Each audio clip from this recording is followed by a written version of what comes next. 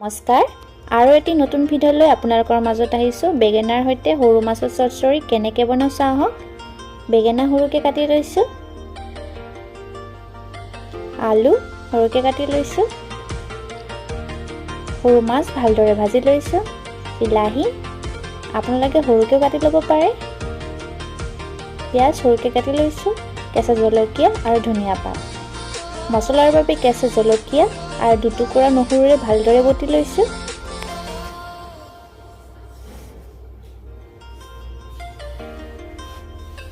কেৰাহী ভালদৰে গৰম হ'ব দিছিলোঁ। গৰম হোৱাৰ পিছত সৰিয়হ তেল দি দিছোঁ,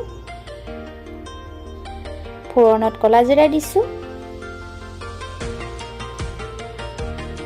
বিলাহী দি দিছোঁ,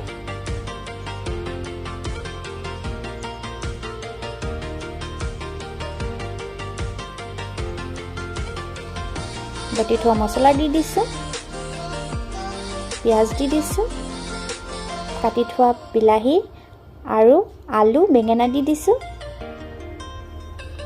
নিমখ দিছোঁ,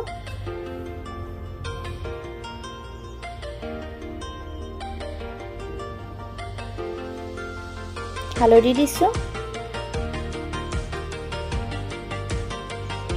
ভালদৰে মিক্স কৰি লৈছোঁ।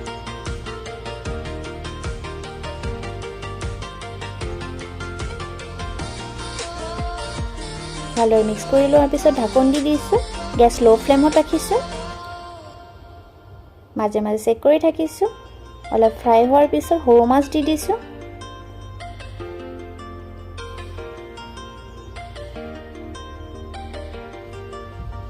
ভালদৰে মিক্স কৰি লৈছোঁ। অলপ পানী দি দিছোঁ,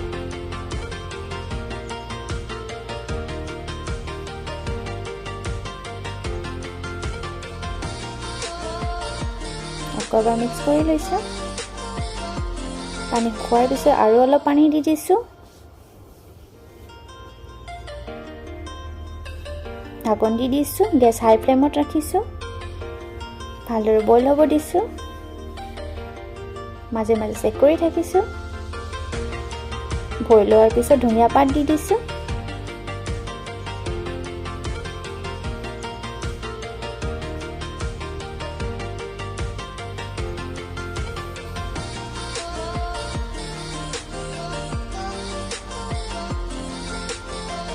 আৰু এবাৰ ঢাকন দি দিছোঁ।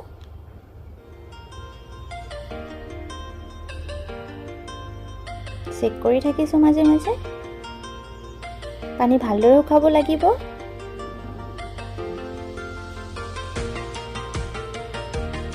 ভালদৰে বইল হৈ গৈছে আমাৰ চচ্চড়ি।